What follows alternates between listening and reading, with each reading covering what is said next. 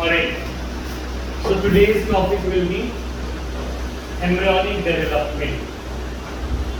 Pregnancy and embryonic development. Okay.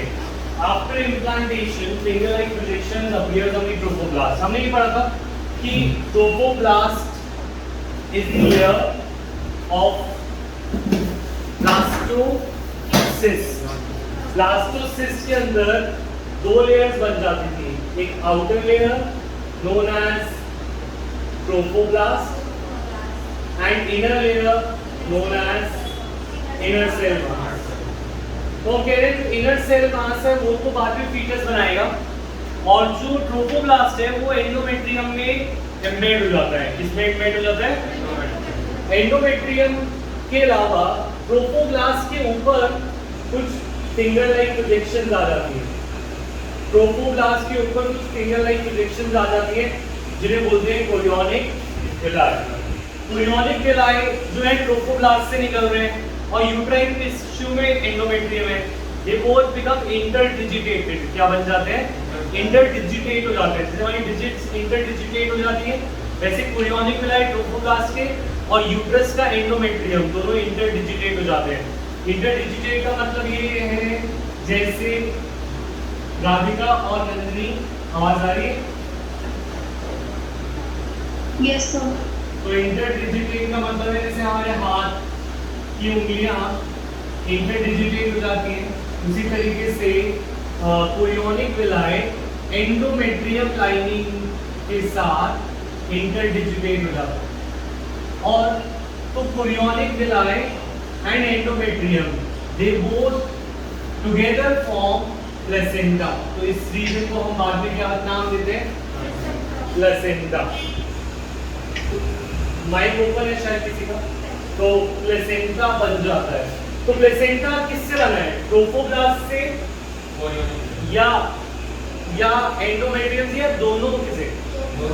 दोनों से बना, राइट? तो यहाँ पर लिखा हुआ है chorionic villi first part of the placenta. अपना माइक बंद करो, नंदी तुम्हारा मान है। कोरियोनिक विलाई और यूट्राइन टिश्यू दोनों मिलकर प्लेसेंटा बनाते हैं। तो डेफिनेशन लिखिए, what is placenta, how is it form, ये लिखेंगे। कुछ लिखिए, what is placenta, how is it form.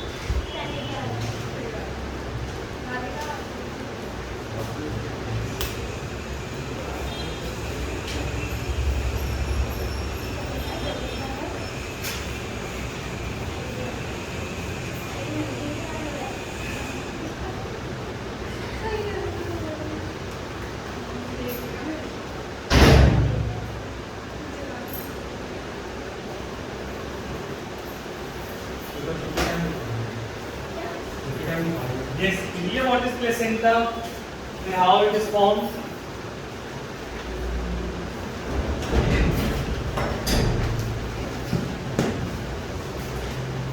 The next question is, what is the function of placenta?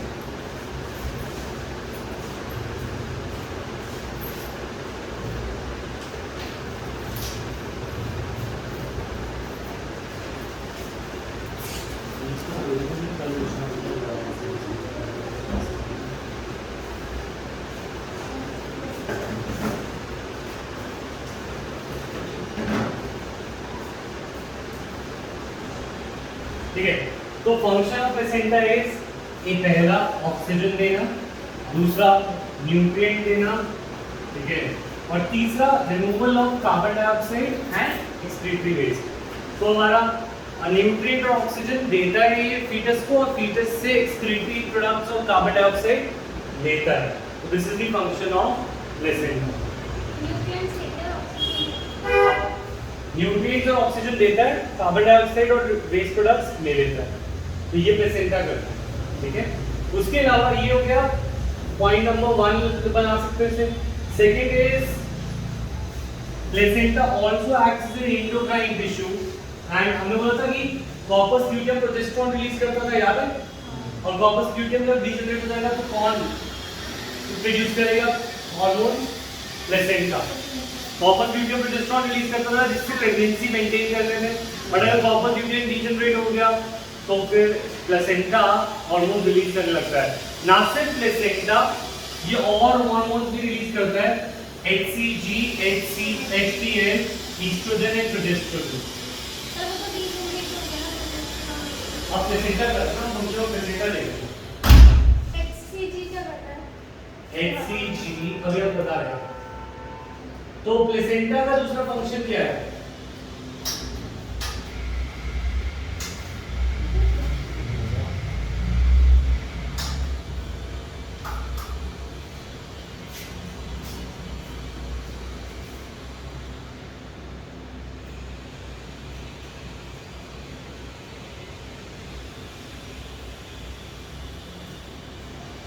Yes. तो प्लेसेंटा का पहला फंक्शन था चीजों को ट्रांसपोर्ट करना और दूसरा एंडोक्राइन टिश्यू। एंडोक्राइन टिश्यू माने एंडोक्राइन ग्लैंड जो एंजाइम्स प्रोड्यूस करते हैं। क्या प्रोड्यूस करते हैं? एंजाइम नहीं, हार्मोन्स। एक्सोक्राइन ग्लैंड्स एंजाइम करते हैं और एंडोक्राइन हार्मोन्स करते हैं। कौन-कौन से हार्मोन्स प्लेसेंटा रिलीज करता है? HCG, HPL, estrogen and progesterone. ठीक है, HCG जो है, अब ये ह्यूमन कोरियोनिक गोनाडोट्रोपिन में गोनाडोट्रोपिन क्या होते थे? जैसे LH और FSH होते थे ना गोनाडोट्रोपिन। तो वही फंक्शन ये करता है, सिमिलर उसके फंक्शंस है, बट ये रिलीज पिट्यूटरी से नहीं हो रहा, कोरियोनिक विलायक इससे पास से हो रहा है, तो इसलिए इसका नाम है ह्यूमन कोरियोनिक गोनाडोट्रोपिन। ठीक है, ऐसे ही हमारा प्लेसेंटल लैक्टोजन है जो कि मिल्क प्रोडक्शन शुरू कर देता है, या मैमरी ग्लैंड्स में जो हमने पढ़ा था ना, mammary glands are required to feed the young ones, तो HPL लैक्टोजन उसमें हेल्प करता है, मिल्क प्रोडक्शन स्टार्ट कर देता है during the time of pregnancy. और ईस्ट्रोजन और प्रोजेस्टेरोन के तो यूजुअल फंक्शंस हमें पता ही है। ईस्ट्रोजन फीमेल डक्ट्स और फीमेल ओवरीज को मेंटेन करता है और प्रोजेस्टेरोन प्रेगनेंसी और एंडोमेट्रियल लाइनिंग को मेंटेन करता है। ठीक है, तो यहाँ पे समझ आया जिसकी नंदनी? Yes sir. ठीक है, बाद में अगर later part of the pregnancy, pregnancy के 9 मंथ्स है, तो later phase of the pregnancy में एक और हार्मोन रिलीज होता है जो एंड में रिलीज होता है, दैट इज रिलैक्सिन। वो भी कौन रिलीज कर रहा है? या ये नहीं कर रहा, उसको रिलीज कर रहा है ओवरी। तो यहाँ पे प्लेसेंटा के 2 फंक्शन पूरे हो गए। प्लेसेंटा का फर्स्ट फंक्शन क्या था? To give oxygen, to give nutrients, take carbon dioxide, take excretory products. और सेकंड इसका फंक्शन था to release hormones like endocrine tissue, ये खुद बन जाता है और वो प्रोड्यूस करता है HCG, HPL, प्रोजेस्टेरोन और ईस्ट्रोजन। तो ये प्लेसेंटा यहां तक समझ आया। अब next question is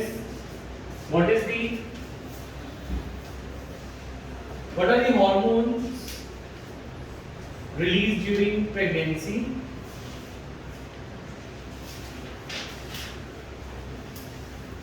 and which hormones are produced only during pregnancy? Which hormones are produced only during pregnancy?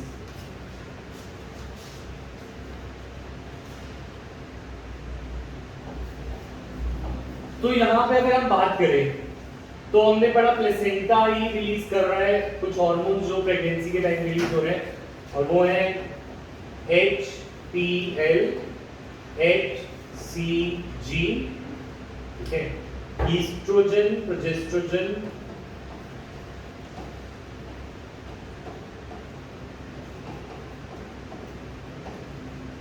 ठीक है। अब ये हार्मोन्स कौन रिलीज कर रहा है? अच्छा, एक हार्मोन है जो ओवरी रिलीज कर रहा है during later part of the pregnancy, that is relaxin. Relaxin का क्या फंक्शन? तो रिलैक्सिन जो है अभी हम पढ़ेंगे, ये एक तो कॉन्ट्रैक्शन रिलैक्सेशन और दूसरा ये वही मेमोरी ग्लैंड्स के डेवलपमेंट में, दो चीजों में रोल मिलाता है। ठीक है, रिलैक्सिन हम देखेंगे ये कैसे पार्चुरेशन में आएगा दोबारा। तो जब डिलीवरी होती है तो रिलैक्सिन का लेवल बढ़ता है, डिलीवरी के लिए कॉन्ट्रैक्शन वगैरह कराने के लिए रिलैक्सिन का जरूरत पड़ता है, जो कि कहाँ से रिलीज होता है, ओवरी से। ये कब होता है, only during the time of pregnancy. अब इनमें से कौन से हार्मोन्स, अच्छा सम अदर हार्मोन्स जो कि रिलीज होते ही हैं नॉर्मली, वो प्रेगनेंसी के टाइम इंक्रीज हो जाते हैं। Some other hormone levels are increased during pregnancy. कौन कौन से हार्मोन लेवल इंक्रीज हो जाते हैं ड्यूरिंग प्रेगनेंसी, वो है cortisol, prolactin, thyroxine, estrogen and progesterone.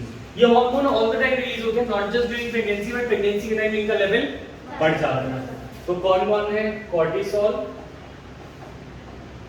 Thyroxine जो थायराइड से निकलता है, प्रोलैक्टिन और हमारा oestrogen and progesterone.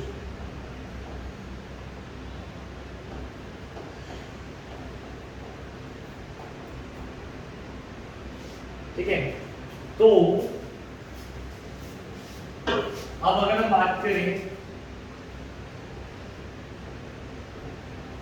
these are required, what is the function of these hormones? ये सारे के सारे required हैं to maintain pregnancy and development of mother during time of pregnancy। जो metabolic changes होते हैं mother में, वो सब इन hormones की वजह से आते हैं। तो कौन कौन से हार्मोन ओनली ड्यूरिंग प्रेगनेंसी बनते हैं, वो है HPL, HCG और रिलैक्सिन। ये सिर्फ वो हार्मोन्स है जो ओनली ड्यूरिंग प्रेगनेंसी बनते हैं, बाकी सबका लेवल्स हमेशा ही बनते हैं और इनका लेवल्स बढ़ जाते हैं। हाँ, पर बनता तो सिर्फ प्रेगनेंसी के टाइम, प्रेगनेंसी के बिना तो नहीं बनेगा। तो ये चीजें याद रखिए, नोट कर लिया। What is the function of this hormone, ये लिखना है, they support fetal growth and metabolic change in the mother. Metabolic changes माने जो बॉडी के अंदर रिएक्शन है, डाइजेशन, रेस्पिरेशन। जो प्रेग्नेंट मदर होंगी उनको ज्यादा भूख लगेगी क्योंकि उनको एनर्जी ज्यादा चाहिए और ज्यादा एटीपी प्रोड्यूस होगा, ज्यादा रेस्पिरेशन रेट ऊपर नीचे हो सकता है। मेटाबॉलिक रिएक्शन होती है सारी की सारी बॉडी की रिएक्शन, जो मेटाबॉलिक रिएक्शन के चेंजेस आते हैं वो इन्हीं हार्मोन्स की वजह से। ठीक है, किसी का माइंड दोबारा खुल गया?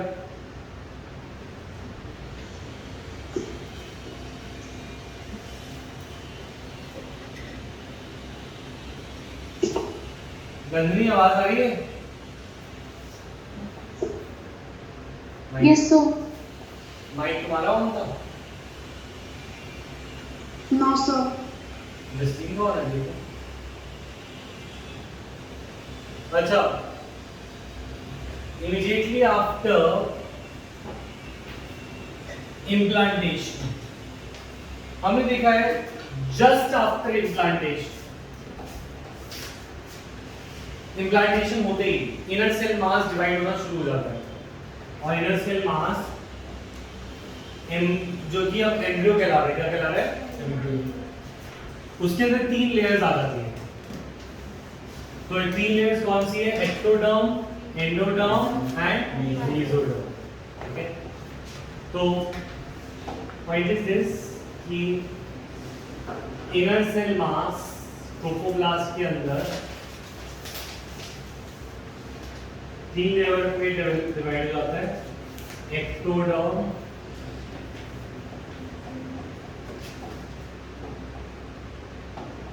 ये फिर बीच में मेसोडर्म और इनर मोस्ट एंडोडर्म, राइट। तो इसके अंदर इनर मोस्ट आती है। तो ये 3 लेयर्स पूरे के पूरे फीटस के अंदर रहती हैं और इनसे बाद में क्या डेवलप होता है, different tissues and organs. Tissues and organs है वो इन 3 लेयर से बनते हैं। जैसे फॉर एग्जांपल हमारा स्किन जो है वो एक्टोडर्म से बनती है, किससे बनती है, ठीक है। और मेसोडर्म से हमारे बनते हैं लंग्स और हार्ट, क्या बनते हैं। ऐसे बहुत सारे अलग अलग पार्ट्स अलग अलग लेयर से जनरेट होते हैं। एक्टोडर्म से स्किन, मेसोडर्म से हमारे हार्ट एंड लंग्स और एंडोडर्म से कुछ रिलेटेड पार्ट। सबसे इंपॉर्टेंट होता है मेसोडर्म। वाइटल ऑर्गन ज्यादातर हमारे मेसोडर्म से बनते हैं, ठीक है। बोलो बोलो। अच्छा, अब तो एक यहाँ पे एक और आ रहा है कि इसी दौरान जब यहाँ पे ये सब सेल्स का फंक्शन हो रहा है, ये सेल लंग्स बनने जा रहे हैं, वो सेल हार्ट बनने जा रहे हैं, तो इस समय कुछ ऐसे सेल्स होते हैं जो अपना फंक्शन इस समय पे नहीं लिया होता, जिन्होंने मेसोडर्म लंग्स एंड हार्ट, तो लंग्स एंड हार्ट हमारे इस समय पे, तो हम ये कह रहे हैं कि इस समय पे कुछ ऐसे सेल्स होते हैं जिन्होंने फंक्शन नहीं लिया होगा, वो उनको नहीं बताया कि तुम लंग्स बनाओ या कुछ हार्ट बनाओ या कुछ बनाओ, तो ये स्टेम सेल्स कहलाते हैं। क्या कहलाते हैं? Stem cells. और ये वेरी वेरी इंपॉर्टेंट सेल्स हैं और आजकल इनके बैंक्स बनते हैं। अब जब बच्चा पैदा होता है तो उससे पहले हॉस्पिटल वाले आ जाते हैं कि आपको बच्चे के स्टेम सेल्स रखने हैं क्या बैंक में, तो इतने लाख रुपए दे दो या इतने जो भी फीस होगी, तो वो हम आपके सेल्स को क्रायो प्रिजर्वेशन में रख देंगे -196 डिग्री पे 9 डिग्री सेल्सियस पे। तो इससे होगा क्या कि अगर इन फ्यूचर उस बच्चे को कभी कोई लाइफ थ्रेटनिंग डिसऑर्डर हो गया, कोई ऐसा डिसऑर्डर हो गया जिसमें उसको सेल्स से कुछ लंग ट्रांसप्लांट चाहिए, हार्ट ट्रांसप्लांट चाहिए, तो हम उसके सेल से उसके लंग्स या हार्ट या जो भी बनाना चाहें हम बना सकते हैं और फिर वो ट्रांसप्लांट कर सकते हैं। और इसमें कोई ये भी नहीं कि टिश्यू डोनर चाहिए होगा, है ना, क्योंकि वो उसका खुद के सेल्स थे जिन्होंने फंक्शन नहीं लिया था और उनको हार्मोन्स के थ्रू अलग अलग ऑर्गन्स बनाया जा सकता है, या फिर स्टेम सेल रिप्लेसमेंट थेरेपी से बहुत सारे डिजीजेस को भी ट्रीट किया जा सकता है, ठीक है। तो स्टेम सेल्स उसी टाइम पे मिलते हैं और जब बच्चे का बर्थ जाता है तो ये स्टेम सेल्स नहीं रहते, तो सब अपने अपने फंक्शन ले चुके होते हैं, ये अनडिफरेंशिएटेड सेल्स नहीं कर सकते। क्लियर ये पॉइंट? स्टेम सेल्स सबसे अच्छे सेल्स हैं क्योंकि ये किसी का भी फंक्शन ले सकते हैं, तो इसीलिए ऐसे सेल्स बहुत कीमती सेल्स हैं जो कि उसी टाइम पे मिलते हैं, उसके बाद इनसे किसी का भी कोई भी सेल बनाया जा सकता है, ठीक है। तो inner cell mass, what are stem cells, what are its application, देखो what are stem cells and what are its application।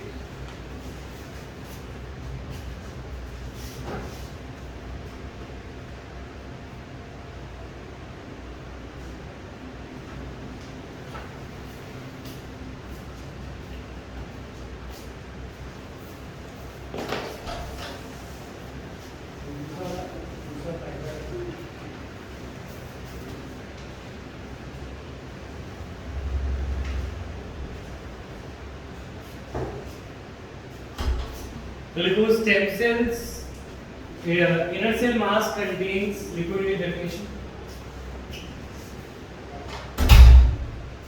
inner cell mass contains certain cells called stem cells which have potency to give rise to all the tissues and the organs।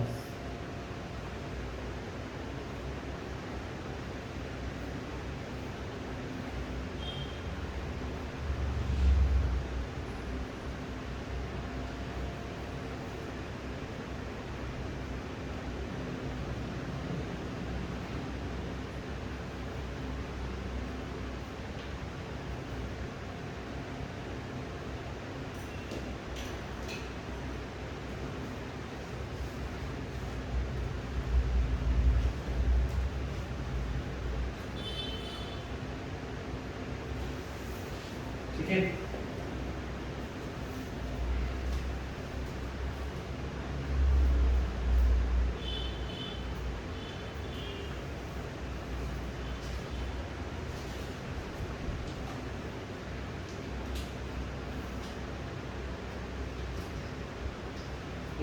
Such cells are used to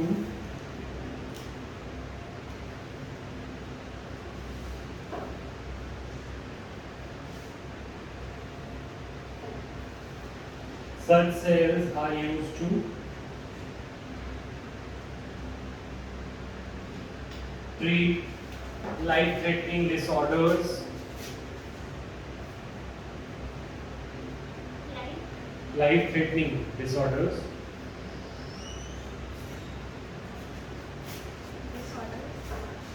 in the later life, in the life of the चल रही है ना। तो अब life stem cells का diagram नहीं है। हाँ ये है। हाँ मैं वही दिखा। अच्छा देखो एक तो ये और चीज प्लेसेंटा, देखो ये दिख रहा है तुम्हें, कोरियोनिक विलाई और यूट्राइन टिश्यू, तो ये सारा क्या है? प्लेसेंटा। ठीक है, प्लेसेंटा और फीटस एक कॉर्ड से जुड़े होते हैं जिसे बोलते हैं अम्बिलिकल कॉर्ड। इसे क्या बोलते हैं? Umbilical cord. ये अम्बिलिकल कॉर्ड जो है फीटस को प्लेसेंटा से जोड़ती है। तो व्हाट इज अम्बिलिकल कॉर्ड? मैं एक साथ दिखाऊंगा सारा। देखो what is umbilical cord, what is its function, what is umbilical cord, what is its function.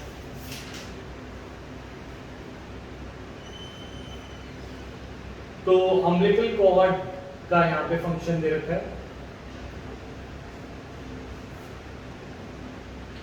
Placenta is connected to embryo with the help of umbilical cord, which helps in transport of substances from to and from embryo. Embryo से placenta तक, placenta से embryo तक, ये umbilical cord का function। सब चीजें हाँ।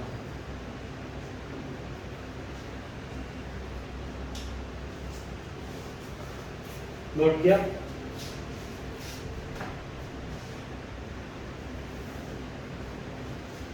अच्छा तो एक बार हम इसका वीडियो देख सकते हैं।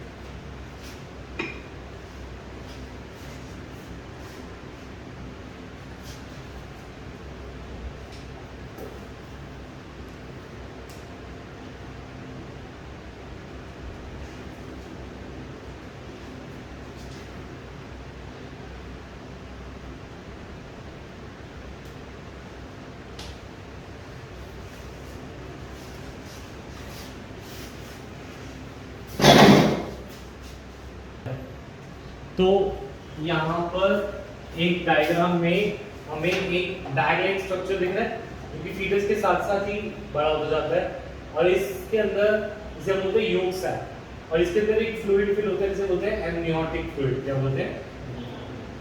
Amniotic fluid.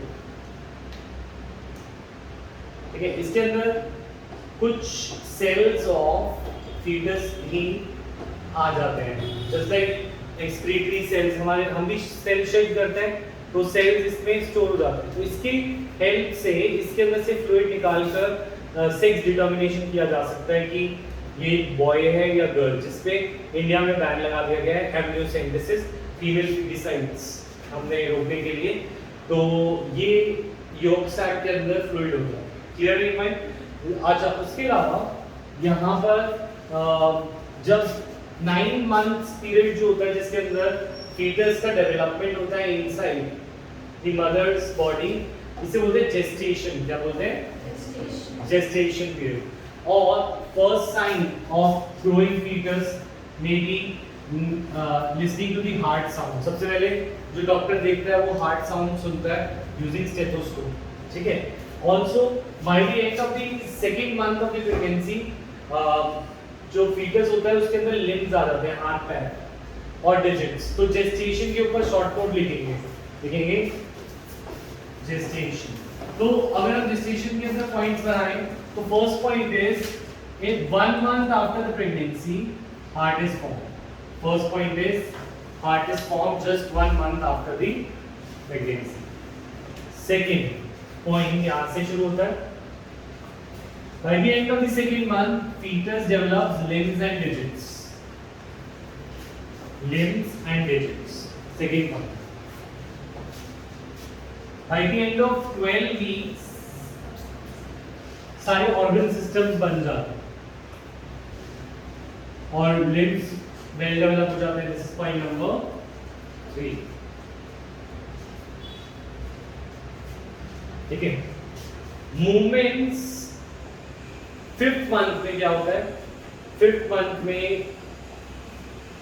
movement and appearance of hair on the head by fifth month. By the end of the 12 weeks, देखो हर एक 12 वीक के पीरियड को एक ट्राइमेस्टर बोलते हैं. क्या बोलते हैं?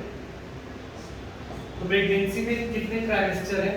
9 months. 9 months यानी कितने? 9 into 4 36 weeks है ना. तो 36 weeks यानी हाँ 3 ट्राइमेस्टर्स हैं. ठीक है. तो 3 ट्राइमेस्टर्स हैं. तो फर्स्ट ट्राइमेस्टर 12 वीक का एंड हुआ. ठीक है. और 12 वीक के एंड पर ऑर्गन सिस्टम डेवलप हो गए थे. हाथ पैर वेल डेवलप हो गए थे और external genital organs penis and etcetera वो भी यहाँ पे देखने को मिल जाते हैं. ठीक है. उसके बाद first movement of the fetus and appearance starts around fifth month. तो उसके बाद नेक्स्ट पॉइंट 24 वीक्स यानी कि सेकेंड ट्राइमेस्टर एंड होने पे body is covered with fine hair. Eyelids separate हो गए. आईलैशेस फॉर्म हो गए and by the end of the 9th month it is ready for delivery. कितने पॉइंट्स आए? 3 4 5 6 पॉइंट्स का शॉर्ट नोट जल्दी खुद बनाना पड़ेगा.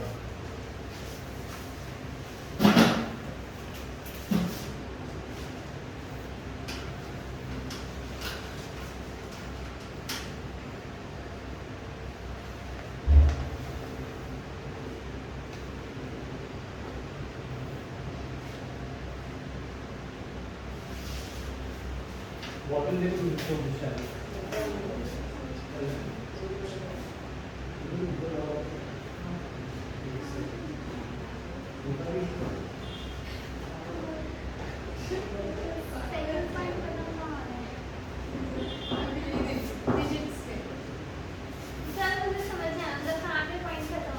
मैं मार्क कर सकता हूँ. अच्छा फर्स्ट पॉइंट यहाँ पे खत्म हुआ. सेकेंड पॉइंट यहाँ पे खत्म हुआ. थर्ड पॉइंट यहाँ पे खत्म हुआ. फोर्थ पॉइंट यहाँ पे. फिफ्थ पॉइंट यहाँ पे. 12 वीक्स के एंड में पता चल जाता है कि बॉय है या गर्ल. हाँ पता चल सकता है अल्ट्रासाउंड से.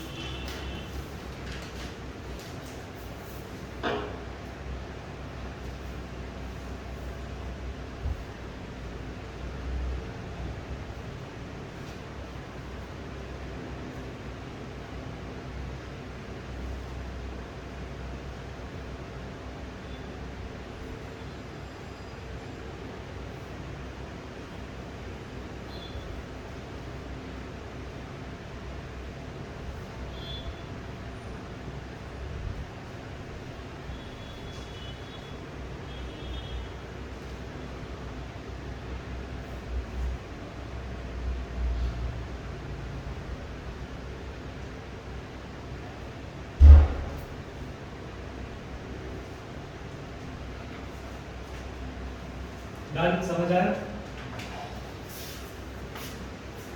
लास्ट पार्चुरेशन एंड लैक्टेशन करते हैं। तो मैं देखता हूँ वीडियो बोल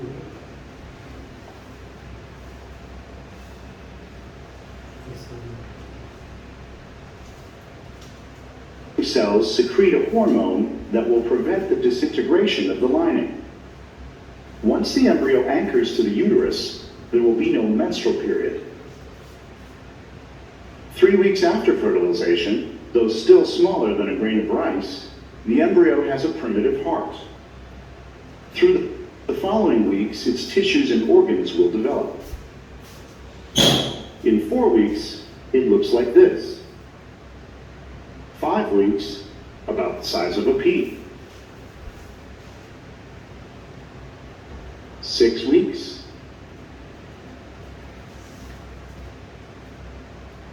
7 weeks.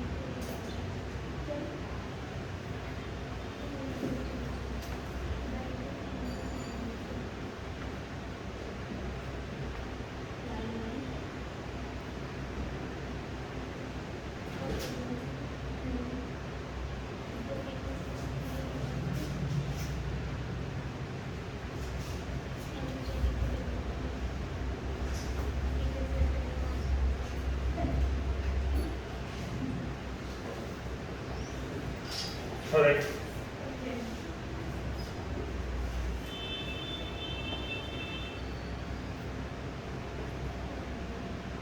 Okay, next is parturition and lactation. Okay. Average duration of human pregnancy is about 9 months. This period is called gestation. After this, हमें पता है vital contraction starts in the uterus. Uterus में contraction start हो जाता है.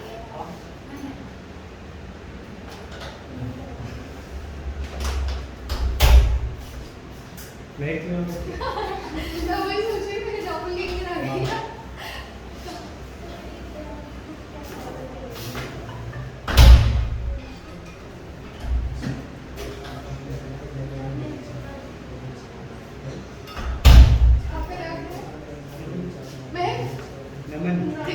कुछ नहीं यार,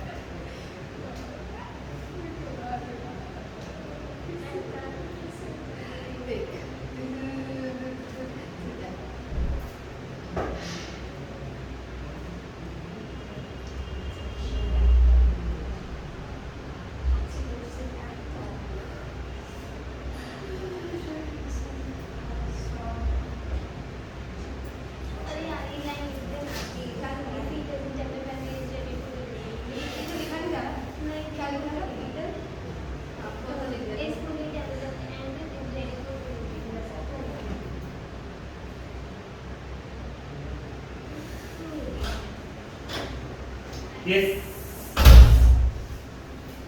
पार्चुरेशन में अगर हम बात करें तो contraction starts at the contraction of the uterus starts at the end of the pregnancy, gestation के बाद and it causes expulsion or delivery. This is known as parturition. तो ये definition है parturition की पूरी definition. So what is parturition? लिखिए लिखना पड़ेगा, थोड़ी स्पीड को बढ़ानी पड़ेगी, उसके बाद प्रिंटेड नोट्स दे देंगे। देखिए parturition नंबर लिखिए उसका।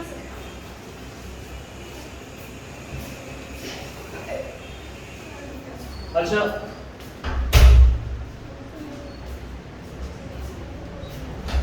अरे बुक में वहाँ पे लेकर मैं देख रही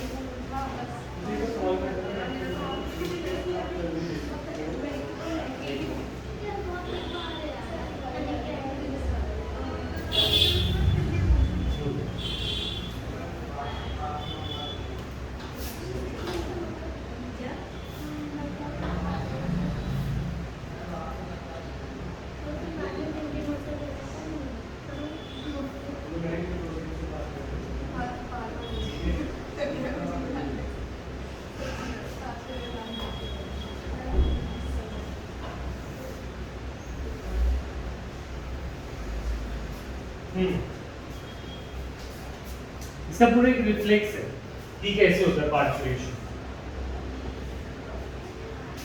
तो पार्चुरेशन एक कॉम्प्लेक्स न्यूरो एंडोक्राइन मैकेनिज्म, यानी कि न्यूरो माने नर्व्स और एंडोक्राइन माने हार्मोन्स। तो हार्मोन्स और नर्व दोनों के इंटरकनेक्शन से एक मैकेनिज्म है, ठीक है। फुल सिलेबस वन, और ये जो पूरा का पूरा फेज कहलाता है that is called fetal ejection reflex, ठीक है। इसके अंदर माइल्ड यूट्राइन कॉन्ट्रैक्शंस स्टार्ट होती है। माइल्ड माने पहले वो माइल्ड होती है, वीक कॉन्ट्रैक्शन स्टार्ट होती है, धीरे धीरे बढ़ती जाती है। कैसे ये बढ़ती जाती है? It is due to an hormone known as oxytocin. Oxytocin क्या करता है? वो यूट्राइन मसल्स के ऊपर एक्ट करता है और कॉन्ट्रैक्शंस करता है, ठीक है। ऑक्सीटोसिन रिलीज कहां से होता है? देखो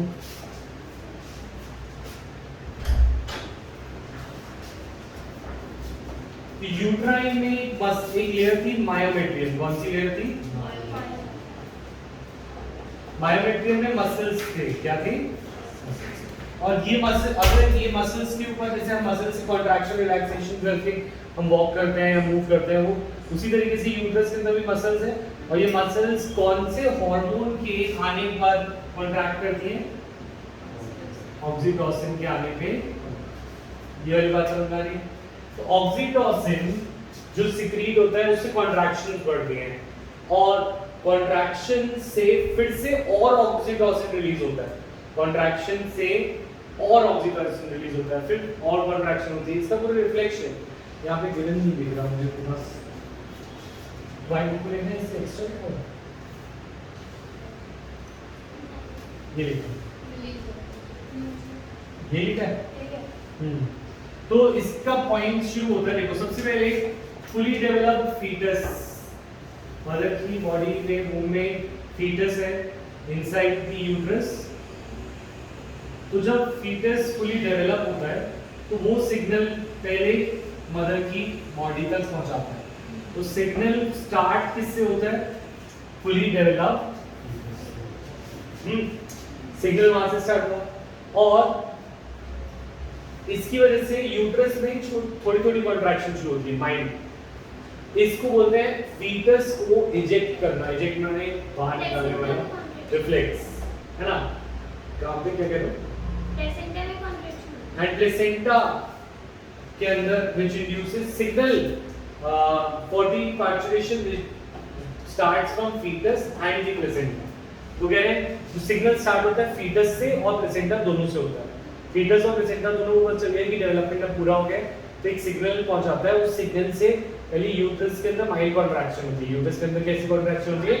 माइल्ड, यानी वीक। फिर जो ये माइल्ड कॉन्ट्रैक्शंस है, इससे ऑक्सीटोसिन रिलीज होता है पिट्यूटरी से। इससे यानी ये सारा नर्व सिग्नल कहाँ पहुंचा, पिट्यूटरी तक मदर के, पिट्यूटरी ब्रेन के पास ही, वहां से फिर से ऑक्सीटोसिन रिलीज होगा और ऑक्सीटोसिन फिर यूट्रस पे अटैक करेगा, अटैक माने एक्ट करेगा तो और कॉन्ट्रैक्शन बढ़ेगी, फिर कॉन्ट्रैक्शन बढ़ेगी तो फिर पिट्यूटरी के पास सिग्नल पहुंचेगा और पिट्यूटरी के पास ऐसे ही चलता जाएगा। Point is this, first signal किससे स्टार्ट हुआ, प्लेसेंटा और फीटस से, ये सिग्नल किसके पास गया, पिट्यूटरी के पास, पिट्यूटरी ने क्या रिलीज किया, ऑक्सीटोसिन, ऑक्सीटोसिन कहां पे एक्ट किया, मसल्स पे, कॉन्ट्रैक्शन से फिर पिट्यूटरी पे सिग्नल गया, फिर ऐसे चलता जाएगा और इससे कॉन्ट्रैक्शंस का लेवल बहुत ज्यादा स्ट्रांग होता जाता है। माइल्ड से शुरू हुआ था पर बार बार ऑक्सीटोसिन रिलीज होगा तो और कॉन्ट्रैक्शन बढ़ती जाएगी, जब रिलीज हो जाएगा फिर fetus out of the uterus, this is known as आर्चुलेशन। तो ये पूरी साइकिल रिपीट होती जाएगी until fetus is removed from the body. So this leads to the expulsion of the baby and this is known as parturition. So you have to write short root on fetal ejection reflex and parturition. 2 points. देख लो ये, ठीक है? Homework है. Write short root on fetal ejection reflex.